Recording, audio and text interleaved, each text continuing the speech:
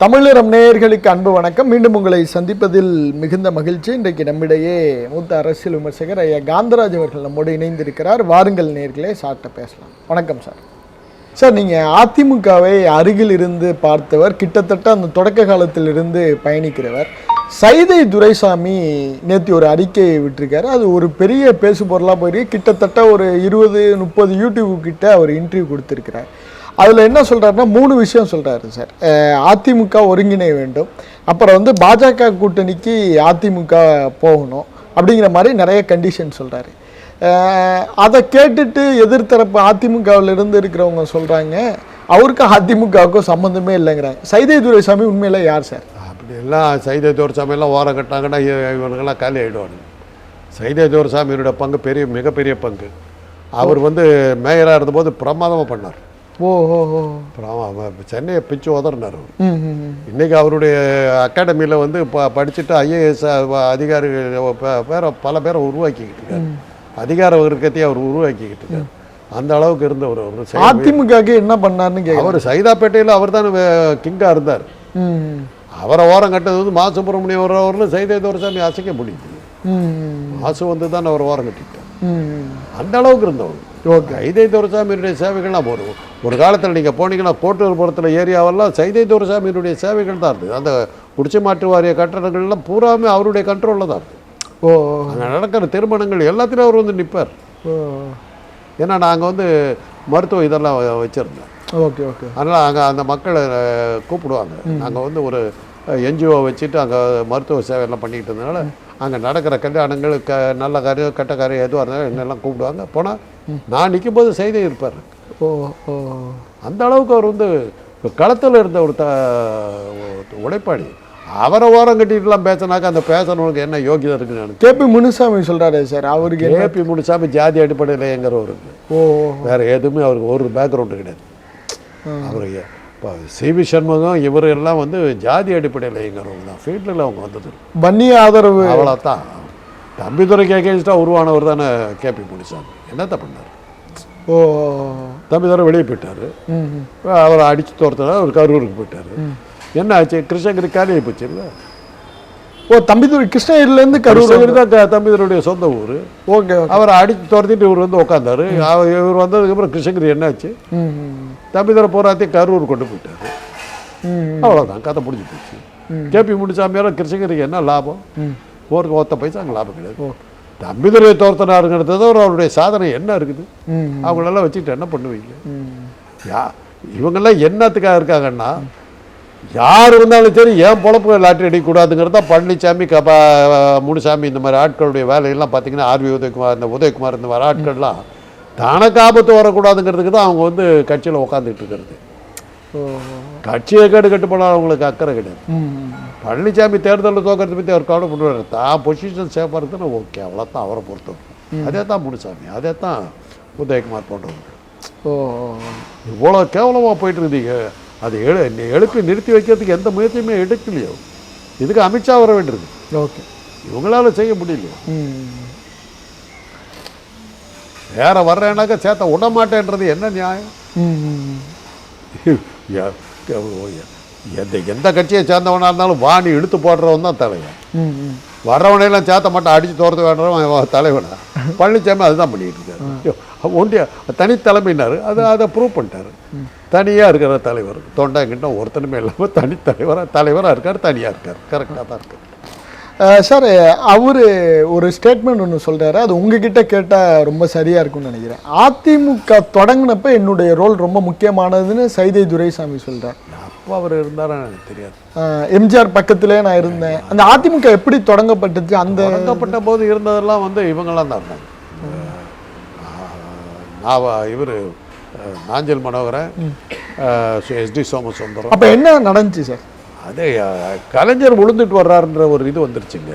Okay, கலைஞருக்கு மக்கள் மத்தியில் அவருடைய செல்வாக்கு குறைஞ்சிக்கிட்டு வந்து.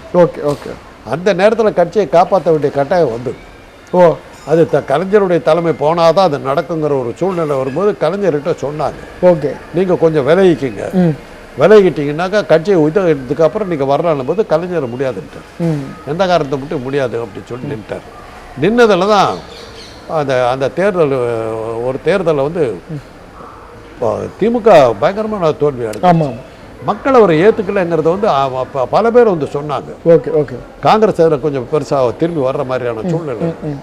அதெல்லாம் சொன்னபோது அவர் ஏற்றுக்கவே இல்லை. அப்போ தான் வந்து சில செயல்கள்லாம் கலைஞர் பண்ணார். கட்சிக்காரர்களை கலந்துக்காமையே பல முடிவுகள் எடுத்தார். ஒரு முடிவு அதில் எதுன்னா, அன்பில் தர்மலிங்கம் வந்து கொஞ்சம் சரியான முறையில் வந்து அமைச்சரவையில் இருக்கும்போது கொஞ்சம் அவர் சரியாக பதவியை சரியாக பார்க்க மாட்டேங்கிறாரு, எந்நேரமே தப்பாக இருக்காருங்கிற மாதிரி அவரை பற்றி நிறைய புகார்கள் வந்த உடனே அவரை நீக்கினார் பதவி விட்டு. ஓகே. அன்பில் தர்மலிங்கத்தை பதவியிலேருந்து நீக்கி மண்டை நாராயணசாமி கொண்டு வந்தார். ஓகே. மண்டை நாராயணசாமி எம்எல்ஏ இல்லை, எம்எல்சி அவர் உடனே கொண்டு வந்தார். ஓகே. அது வந்து கட்சிக்காரர்கள் மத்தியில் மிகப்பெரிய அதிருப்தி உண்டாக்குச்சு. என்னன்னா, அன்பில் தர்மலிங்கம் வந்து கலைஞர் வந்து கேள்வி கேட்கக்கூடிய ஆள் அவர். கலைஞரே? ஆமாம். ஏன்னா ஆரம்ப காலத்திலிருந்து இருக்கவங்க. அது கலைஞர் போன ஜெயிலுக்கு எல்லாத்துலேயும் கூட அவரோட ஜெயிலுக்கு போனவர் அவர். அதை விட்டுட்டு தன்னுடைய சொந்த மாவட்டமாக இருக்கிற திருவாரூர் பக்கத்தை சேர்ந்த மன்னார்குடியை சேர்ந்த மண்டை நாராயணசாமி போட்டதில் தான் மிகப்பெரிய ரகலை ஆரம்பிச்சு. யாரையும் கட்சியை சேர்ந்த யாரையுமே கேட்காம அதை செஞ்சாருங்கிற ஒரு இது வந்தது. அதில் வந்த பிளவு தான் அப்படியே கொஞ்சம் கொஞ்சமாக வந்தது. அந்த நேரத்தில் எம்ஜிஆர் வந்து ஃபெரா அந்நிய செலாவணி மோசடியில் ஒரு இது மாட்டிக்கிட்ட உடனே இந்திரா காந்தி மிரட்டல இவர் வேறு வழியில். அதாவது டெல்லியிலேருந்து ஃபோன் வந்துச்சுலாம் சொல்லுவாங்களே சார், அது உண்மையா சார்? எம்ஜிஆருக்கு டெல்லியிலேருந்து ஃபோன் வந்ததுக்கப்புறம் தான் அது இந்த மூமெண்ட் அக்ரெசிவாக. ஃபோனெல்லாம் ஒன்றும் இல்லை, நாங்கள் தானே இருந்து பார்த்தோம். ஓ, அவரை உள்ள தள்ளுறதுக்கு ஃபெரான் அப்போ ஒன்று இருந்தது. சரி, சேஞ்ச் ரெகுலேஷன் ஆக்ட்னு பேர். Okay okay. FERA. ஓகே. இவர் ஹாங்காங்கில் இருக்கிற ஹரிலீலாங்கிற ஒருத்தர்கிட்ட உலகம் சுற்றுவாரின் படத்துக்கு ஒரு $1000 என்னமோ கடை வாங்கினார். 1000? அப்போ மிஞ்சி போனாக்கா 2 கப் காஃபி குடிக்கலாம் அவர் வாங்கின கடை. ஓகே. அந்த $1000 என்னமோ வாங்கினது வந்து அந்நிய செலாவணி மோசடின்னு சொல்லி ஃபெரான்னு சொல்லி ஒரு நாள் வழக்கு போட்டான். ஃபெராவில் அரெஸ்ட் ஆனீங்கன்னா 3 வருஷத்துக்கு எந்த வழக்கு நடத்தாமல் ஜெயிலில் வச்சிடலாம். சட்டம் எந்த வழக்குமே கோர்ட்டு கேட்டு கூட்டு வந்தது 3 வருஷம் ஜெயிலில் இருந்து அதுக்கப்புறம் கேஸ் ஓபன் பண்ணலாம். அது மாதிரி அந்த சட்டம். அதில் வந்து எம்ஜிஆர் பேர் போட்டாங்க. அந்த நேரத்தில் எங்கள் அண்ணன் வந்து டெல்லியில் வெரி பவர்ஃபுல். அண்ணன் ராஜாராம் வந்து இந்திரா காந்திக்கு ரொம்ப வேண்டப்பட்டவர். அதனால் எனக்கு அதெல்லாம் இப்போ சொல்லக்கூடாது. ஓகே. அண்ட் அதில் தான் எனக்கு எம்ஜிஆருக்கு தெரிஞ்சது காரணம் அதுதான். காலையில் 6 மணி ஃபோன் வருதுன்னா அது எம்ஜிஆராக இருக்கும். உங்கள் வீட்டுக்கு அந்த ஃபோன், அந்த ஃபோனை நான் தான் எடுப்பேன். ஓகே. இப்போது ஹலோ அவர் குரலை கேட்டோன்னே வணக்கம் ஏன் அது அப்படின்னு சொல்லிட்டு உடனே இது பண்ணிடுவேன். நீ தான் எடுக்கிறியா பாரு, அது குரல் சரியாக வராது, இருந்தாலும் கேட்டுருவார். நீ தான் எடுக்கிறியா என்ன ஏது அப்படின்னு கேட்பேன். அதில் என்ன வீட்டில் ஃபோன் எடுக்கிற ஒரு ஆள் இருக்கான். ஓகே. அதை தான் ஒரு தடவை எங்கள் அண்ணன்கிட்ட கேட்டிருக்காரு. இந்த காலையில் ஒருத்தன் ஃபோன் எடுக்கிறான், அது யாருன்னு கேட்டிருக்காரு. என் தம்பி தான். தம்பி அது அதான் அவ்வளோ அழகாக பதிலெலாம் சொல்கிறான் அப்படின்னு சொல்லி வந்து சொன்னார் எங்கள் அண்ணன். ஏன்னா காலையில் ஏதாவது அவர்கிட்ட பேசுவியாண்டாரு. அவர் ஏதாவது கேட்பாரு, சொல்லிவிடுவார், 2 வார்த்தை 3 வார்த்தை சொல்லுவார். அதில் அவருக்கு என்ன தெரியும். அதுக்கப்புறம் என்னுடைய நண்பர்கள் சில பேரோட அவருக்கு என்னுடைய ஆக்டிவிட்டிஸ் எல்லாம் தெரியும். எங்களுடைய நண்பராக அறிமுகமானவர் தான் தம்பி தர அவருக்கு. உங்களுடைய நண்பராக அறிமுகமானவர் தான். அதெல்லாம் தான் அது பல விஷயங்களுக்கு என்ன தானே டெல்லிக்கு அமிச்சார். தெரியும். அதான் டெல்லிக்கு தம்பி தர விஷயத்தில் அவர் காட்டின இதெல்லாம் ரொம்ப ஆச்சரியமானது. அதில் அப்போ வந்து அந்த ஃபெராவில் அவர் மாட்டிக்கிட்ட போது அசோகம் ஒருவர், நடிகர் அசோகன். அப்போ எங்களுடைய ப்ரெஸ் வந்து அண்ணா சாலையில் ஆனந்த் தேட்டருக்கு பக்கத்தில் இருந்தது. ஓகே. அது ஏற்று அப்படியே ஆனந்த் தேட்டர் ஒட்டியே இருக்கும் அந்த ப்ரெஸ்ஸு. அங்கே வண்டியை நிறுத்திவிட்டு அசோக் இறங்கி நான் ரோடை கிராஸ் பண்ணி வருவார். ரோடே கூடிக்கும். ஒரு தடவை எம்ஜிஆரை கிராஸ் பண்ணி வந்தார். பட்ட பகலில் 11:30 மணிக்கு நடு அண்ணா சாலையில் இறங்கி ஆனந்த் தேட்டர்கிட்ட இறங்கி கிராஸ் பண்ணுறார். காரை விட்டு இறங்கி ரோடே கூடிடுச்சு. அந்த மாதிரி அந்த நேரத்தில் அவர் பட்ட அவஸ்தை எங்களுக்கு தான் தெரியும். அதில் தான் அவர் வந்து அந்த நெருக்கடி கொடுத்து காலி பண்ண நெருக்கடி கொடுத்து தான் கட்சியை 2 பண்ணாங்க. ஆனால் அதில் இந்திரா காங்கிரஸ் மிகப்பெரிய தவறு எம்ஜிஆரை கட்சியை விட்டு பிரித்தது. அவர் எல்லாம் பண்ணதுக்கு பிறகு கட்சி ஆரம்பிப்பார். ஒரு இதானவுடனே ஒரு எலெக்ஷன் நின்றுட்டு தடுமாறி மாதிரி வருவார். அப்புறம் நம்மக்கிட்ட சரண்டர் ஆகிடுவார். இந்திரா காங்கிரஸில் சேர்ந்துருவார். அவர் பின்னாடி திமுக தொண்டர்கள் நிறையா பேர் இந்திரா காங்கிரஸுக்கு வந்துடுவாங்க. கட்சி பெருசாக வந்துருங்கிறது தான் கணக்கு. இதுக்காக தான் பிரிச்சது. இது அதிமுக வரணுங்கிற அதிமுகங்கிற கட்சியை பற்றி அவங்க கவலையே படல. எம்ஜிஆர் அப்படியே இங்கே வந்து சேர்ந்துருவார். அது கூட கலைஞர்கிட்ட இருந்து திமுக பூரா இங்கே வந்துடும், நாம் வந்துடுவோங்கிறது தான் இந்திரா காங்கிரஸ் போட்ட கணக்கு. இந்த கணக்கை கொடுத்த வந்து மோகன்குமார் அவங்களும் பாலதண்டாயுதம் இவங்கெல்லாம் சேர்ந்து கொடுத்த கல்யாண சுந்தரம் இந்த கம்யூனிஸ்ட் லீடர்கள்லாம் கொடுத்த இது இது என்னாச்சுன்னா திண்டுக்கல் தேர்தலில் நான் அந்த உளுந்த வாக்குகளை பார்த்த உடனே எம்ஜிஆருக்கு தெரிஞ்சு போச்சு, நம்மள மக்கள் அக்செப்ட் பண்ணிட்டாங்க, நாம எதுக்கு அவங்க கிட்ட போய் சேரணும், கட்சியை ஸ்டாண்டில் பண்ணிட்டேன். காமராஜர் கிளீனாக சொல்லிட்டாரு, விட்டுருந்தா அவங்களே ஒருத்தன் அடிச்சுட்டு போயிருப்பான். இந்த மாதிரி ரொம்ப புச்சாலியாக இது பண்ணி போய் கடைசியில் இன்னைக்கு திமுக வந்து அண்ணா திமுகங்கிற பேரில் ஸ்ட்ராங் ஆக்கிட்டான். கலைஞர் எதுக்கு போய் இன்னும் அதை விட ஸ்ட்ராங்காக ஒரு தலைவரை கொண்டுட்டேன், நீ ஒளிஞ்சாண்டாரு கிளீனாக சொன்னாரு தான் நடந்து. அன்னைக்கு போனது தானே காங்கிரஸ். திண்டுக்கல் எலெக்ஷன்ல திமுக கலைஞரை மாத்திரம் இல்லை, காங்கிரஸ் காணாமல் போனதுக்கும் காரணம் திண்டுக்கல் தேர்தல் தான். அந்த எம்ஜிஆரோட அவருடைய செல்வாக்கு நல்லா தெரிஞ்சு ஒரு கடைசியாக அந்த 5 மணிக்கு வாக்குச்சாவடிகள் மூடப்படாமல் இருந்திருந்தா அந்த கடைசியாக போன கூட்டம் போட்டிருந்ததாக்கா எம்ஜிஆர் எழுத்து நின்று அத்தனை பேத்துக்கு டெபாசிட் போயிருக்கும். அவ்வளோ கூட்டம் காமராஜர் சொல்லியிருக்காரு, அங்கே உட்காந்து பார்த்துக்கிட்டு இருந்திருக்காரு, ஒரு கூட்டம் போகுது, கட்சிக்காரர்கிட்ட சொல்றாரு, இவங்க போய் ஓட்டு போட்டாங்கன்னா நாம மாத்திரம் ஒருத்தம் பாக்கியெல்லாம் டெபாசிட் போயிடும். ஆனால் லேட்டாக போறானுங்க, போடுறதுக்கு சான்ஸ் இல்லை, போட்டானுங்க நம்ம எல்லாத்தையும் டெபாசிட் போட்டு அன்னைக்கு அவர் தீர்மானமாக சொல்லிட்டார். கலெக்டருக்கு எங்கள் அண்ணன் அப்போ மந்திரி ஃபோன் போட்டு கேட்குறாரு, திண்டுக்கல் கலெக்டருக்கு ஃபோன் போட்டு கேட்குறாரு எப்படிங்கிறதுன்றாரு. அப்போல்லாம் அந்த ஓட்டெல்லாம் வந்து கட்சி வாரியாக பிரித்து கட்டிடுவாங்க, வாக்கு சீட்டுகள் தானே. சார் திமுக ஓட்டெல்லாம் எங்கே இருக்குன்னு தேடி கண்டுபிடிச்சி ஒரு கட்டு வச்சுருக்கோம் சார்.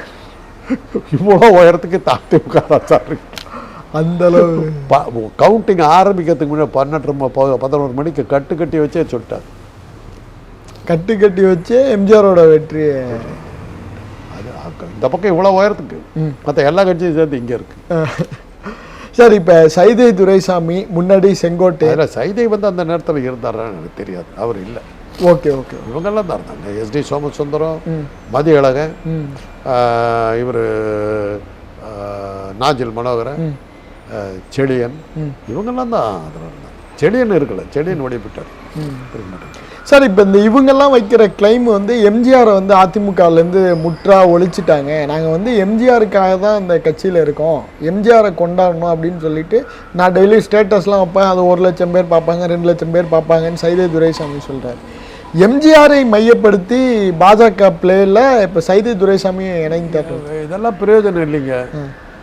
நான் ஒரு கல்லூரியில் இருக்கேன், நீங்களே பார்த்துருக்கீங்க, அந்த மாணவர்களுக்கு எம்ஜிஆர் யாரும் தெரியல. ஆமாம், அவ்வளோதான். சில சமயத்தில் அவங்க சொல்லும்போது எந்திரிச்சு உதைக்கலாமான்றது. இந்த சில பெண்கள் பதில் சொல்லுவாங்க, இந்த சரோஜா தேவி கூட ஒருத்தர் வந்து பாட்டு பாடுவார் சார், அவர் தானே சார் எம்ஜிஆர் யாருன்னு கேட்டான்.